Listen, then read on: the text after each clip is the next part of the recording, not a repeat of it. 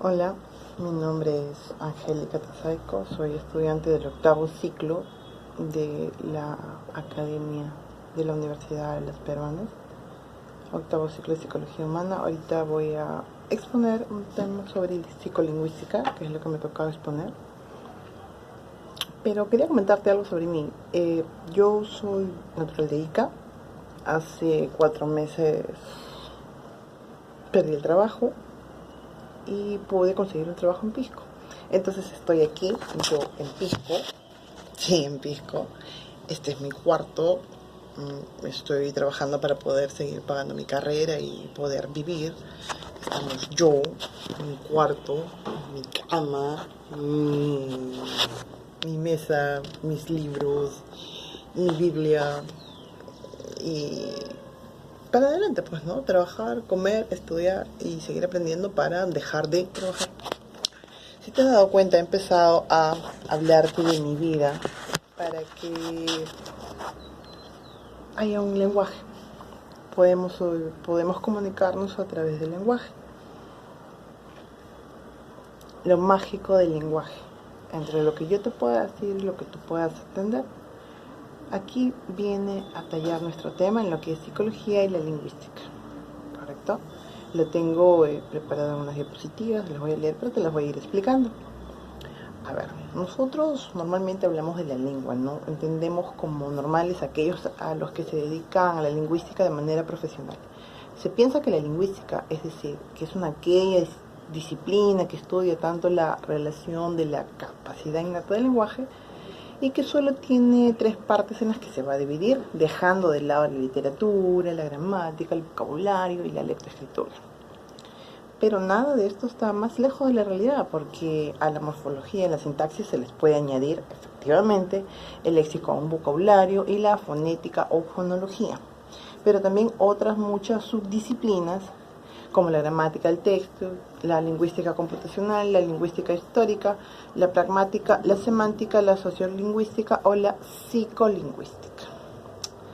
Aquí vamos a tratar entonces brevemente sobre esta última, lo que es la psicolingüística. Podríamos definirlo como una ciencia que se encarga de estudiar la manera en que comprendemos, producimos y adquirimos y hasta que perdemos el lenguaje. Se trata de una disciplina que se encuentra entre la psicología y la lingüística, pero supera a ambas, puesto que no se limita a la suma de las partes, pues hace muchísimo más. Así, una de las principales preocupaciones de los psicolingüistas, se encuentra en la manera en la que el cerebro humano comprende los mensajes de sus semejantes, sean orales, sean mensajes orales escritos, aunque evidentemente la manera de percibirlos son diferentes unas de otras, ya puede ser de forma auditiva o de forma visual. Hay varios casos, ¿no? Sabiendo que no es de todo cierto, sumamos ahora que nuestro cerebro se comporta formalmente como un ordenador. Tenemos en nuestra mente una serie de cajas que funcionan como módulos independientes, por lo que va circulando el léxico de entrada, que al llegar al centro de nuestro cerebro pasa a convertirse en una respuesta en forma de léxico de salida, que es lo que nosotros lo podemos llamar como comunicación oral escrita, ¿no? Oral, directa. Como proponen los modelos de tipo modular autónomo, o por el contrario, funciona todo de manera paralela. Forma que nuestro cerebro está configurado por nodos que nos facilitan las conexiones bidireccionales, como defienden los modelos conexionistas. Aunque cabe la posibilidad que comience el proceso de forma autónoma mediante la activación de un conjunto limitado de elementos léxicos, es decir, de aquellas palabras que conforman parte del léxico mental y que posteriormente se va a interconectar con el resto de elementos léxicos posibles para darle un sentido a esto. A la hora de nosotros producir un mensaje, sea oral o sea escrito, vamos a ir operando de forma secuencial, pensando primero en lo que queremos decir o lo que queremos escribir. Después vamos construyendo la estructura sintáctica adecuada, seleccionando las palabras deseadas y finalmente llevado a cabo un encaje en la pronunciación o la ortografía correspondiente. Como defienden los ya mencionados modelos modulares autónomos, esta es una de las mejores formas, de manera simultánea, de ir haciendo conexión con el tema del lenguaje. Hay una tercera opción también, que es la mezcla de ambos modelos. El modelo de cascada mixto propone que el procesamiento que se hace es también en paralelo, es decir, que se construye todo el mensaje a la vez, de lo fonético, fonológico, hasta lo semántico, pasando por lo sintáctico y lo morfológico, pero en una sola dirección. En concreto, desde los procesos superiores, la atención, memoria, razonamiento, aprendizaje, emoción y percepción, y nos vamos hacia los inferiores, de manera de investigar el proceso de producción lingüística que emplean los expertos psicolingüísticos para darse, entre otras, mediante el análisis de los lapsus lingüi, pero que no tienen que ser en absoluto patológicos, sino formar parte de una habla espontánea natural. Hay también psicolingüistas interesados en el origen y la evolución del lenguaje desde una perspectiva filogenética, es decir, a lo largo de la historia de la especie humana. Lo cierto es que el tercer pilar de interés de ellos es un proceso de adquisición del lenguaje desde una perspectiva ontogenética. Por ejemplo, cómo un bebé es capaz de ir hablando la lengua a la que se ha sometido desde antes, incluso del nacimiento, sin efectuar ningún tipo de esfuerzo. Creo que aquí vamos a ver el tema de la teoría innatista. Para ver esa teoría, vamos a ver cómo se suele ocurrir en la lingüística complementaria, la gramática universal y la perspectiva pragmática. Por un lado, la gramática universal absoluta por Noam Chomsky en los años 60, en el siglo pasado, defiende que todos los seres humanos tenemos una especie de dispositivo innato. Vamos a hablar de la teoría del innatismo. Es decir, que biológicamente programado contenemos las propiedades básicas del lenguaje. Al entrar en contacto con una lengua concreta, que puede ser el castellano, va tomando la forma de una gramática particular, es decir, la lengua en cuestión. En nuestro caso, usamos el lenguaje español, ¿no? Si hubieras estado en otro país, podrías hablar inglés, alemán, X, pero como tenemos un innatismo nosotros como bebés para poder adquirir el lenguaje, que esta es la teoría de Chomsky, ¿eh? Esto, al entrar en contacto, implica una serie de procesos cognitivos interrelacionados con el lenguaje, que difícilmente se pueden entender sin el concepto de intención comunicativa. Obviamente, vamos a empezar, los bebés tienen una intención comunicativa. El niño desde siempre trata de entender en las distintas etapas de su adquisición, por ejemplo, al inicio mediante un llanto, balbuceo, gestos, palabras, indicaciones con el dedo, se va a ir comunicando, ¿verdad? Por ejemplo, usa las palabras como guau guau para hablar del perro, miau, señalar el gato. Si quiere su teta puede señalar ese y nos está señalando su teta, por ejemplo, o tal vez una galleta que quiere tener ahí, un chocolate. Se va comunicando y no está articulando palabras en concretas ni unas oraciones completas.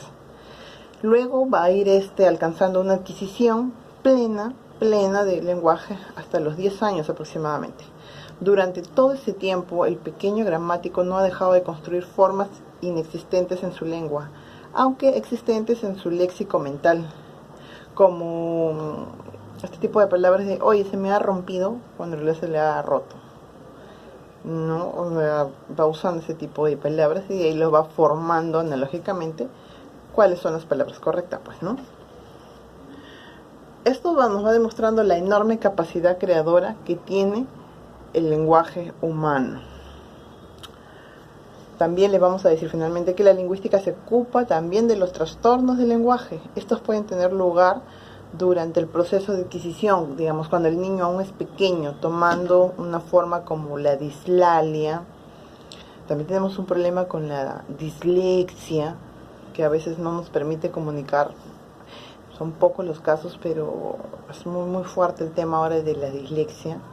No pueden leer, o las letras se les mueven, todo. Hay que tener ahí unas terapias para poder ayudar al niño con este tipo de problemas, que muchas veces va relacionado con situaciones de estrés que puede haber sufrido el niño. Pero también puede haber trastornos del lenguaje en los adultos. Una vez que el cerebro ha sido dañado por alguna enfermedad, o una infección, o un traumatismo de tipo diverso, no sé, un accidente, un golpe en la cabeza, una fuerte impresión, algo que no pudiste superar, puedes tener trastornos del lenguaje. En esto puedes tener unas debilidades como afasias, depende en función de la zona que haya sido afectada. Puede ser una afasia de Broca, una afasia de Wernicke, de conducción, una afasia global. Entre la afasia adulta y la afasia infantil hay un par de diferencias esenciales. Por un lado, en el caso de los niños, el lenguaje aún no se ha adquirido por completo, porque los daños que se pueden provocar en esta afasia serán más limitados que en el caso de un adulto, donde la alteración cerebral es prácticamente completa, por no mencionar que en las afasias infantiles, primero hay que distinguir realmente entre los aspectos del lenguaje que se han dañado y los aspectos lingüísticos que aún no se han adquirido y que pueden estar dañados. Por otro lado, la recuperación infantil, la recuperación de los niños, es más rápida y completa que la de un adulto, a excepción de algunos trastornos como el agramatismo, que es la ausencia o inadecuado uso de palabras cerradas como artículos y preposiciones, o la anomia, ¿no?, que es la dificultad para encontrar palabras de clase abierta como nombres, verbos, adverbios o adjetivos. Dificultades también como la comprensión sintáctica, por ejemplo, no entender una estructura de voz pasiva que pueden durar varios años en el niño. En este último interés de la psicolingüística es el de trastornos del lenguaje, que encuentra su rama más cercana a la medicina, de la mano de la logopedia y de la lingüística clínica.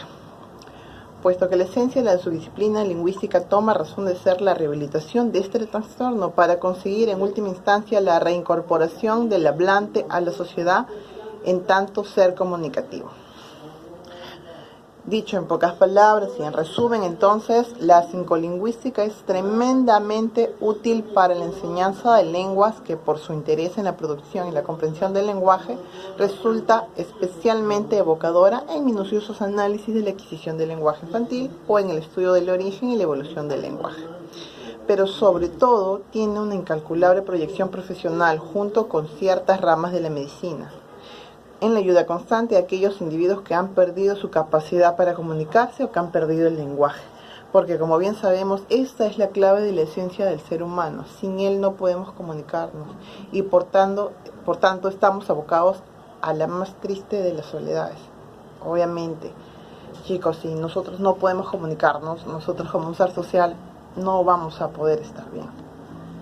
Esto es ahora, digamos, uno de los grandes aportes y las grandes apoyos de mano con la medicina, el tema de la psicolingüística. Y así hemos podido ver entonces un poquito a grandes rasgos qué es la psicolingüística y la importancia que tiene en nuestra vida. Esto lo tengo resumido en unas diapositivas que las voy a adjuntar a mi trabajo académico. Estoy en una ciudad que no conozco bien, tengo aquí 3 meses, entonces como vivo sola no lo he podido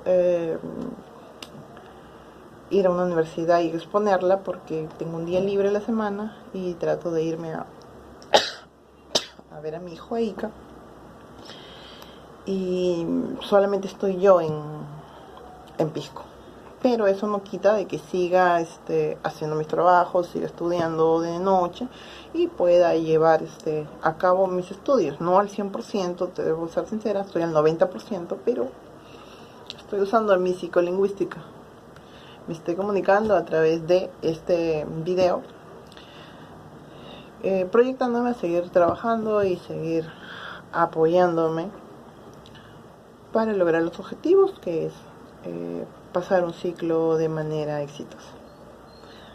Me despido nuevamente, Angélica Tazaico, estudiante del 8º ciclo de la Facultad de Psicología. Gracias.